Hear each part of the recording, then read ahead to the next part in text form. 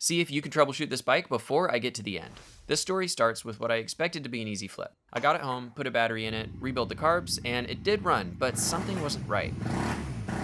It wouldn't run on all four cylinders, and the tach barely worked. All plugs showed good spark, so I assumed the CDI must be failing since it sends the signal to the tach, and when I bypassed it, the tach did work. I sent it off to be tested, but it came back as good. Dang, so it was back to the drawing board. Next, I tested the pulse generator, which passed. Nothing was adding up, and I could not get this thing to run right. There was only one thing left to do. Get a second one. First, I tested the rebuilt carbs on the donor bike, and it fired right up, and it ran sweet, so I ruled those out. Then swapped the CDIs, and it still ran perfectly, so it wasn't that. Next, I changed out the pulse generators, and it ran all the same. Still a mystery. At this point, I knew the issue had to be related to spark timing because of the tach not working right. So the last thing to check before giving into an entire engine swap was the timing wheel, which on this bike is part of the starter clutch. They both looked the same at a glance, but when I counted the tabs that tell the CDI what position the crank is at, sure enough, there were 2 extra tabs on the problem one. So I swapped those out, and voila, it finally ran like it should.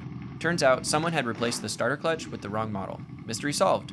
Now she's back on the road and ready for someone to love. I hope this helps, and ride safe.